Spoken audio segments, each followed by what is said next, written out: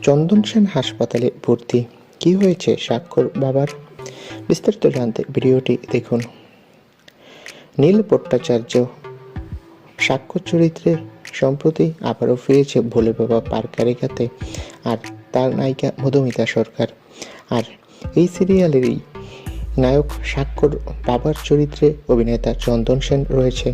সম্প্রতি নাকি হাসপাতালে ভর্তি হয়েছেন চন্দন সেন। খবরটা এসেছে ভক্তদের জন্য আশঙ্কাজনকভাবে, কারণ চন্দন সেন দীর্ঘদিন ধরেই ক্যান্সারের সঙ্গে লড়াই করছেন।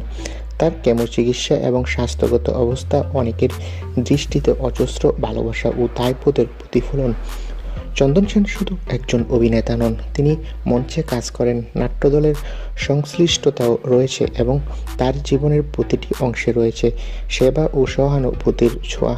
সম্প্রতি তার টেলিসম্মান পুরস্কার থেকে প্রাপ্ত সম্মানের টাকাও তিনি ভিন্নভাবে কাজে লাগিয়েছেন ক্যান্সার আক্রান্ত শিশুদের সাহায্য করে। সবই তার দানচক্রে অন্তর্ভুক্ত। হাসপাতালে থাকাকালীন তার পরিবার, বন্ধুরা, সহকর্মীরা মন থেকে প্রার্থনা করছেন তিনি যেন দ্রুত আরোগ্য লাভ করেন এবং অভিজ্ঞতার আলোক ছড়ান। যিনি যুদ্ধে দীর্ঘদিন লড়ছেন, তার শক্তি ইতিবাচক। তো বন্ধুরা, তোমরা সবাই চন্দন সেনের জন্য দোয়া করো, তিনি যাতে দ্রুত সুস্থ হয়ে ওঠে। ধন্যবাদ ভিডিওটি দেখার জন্য।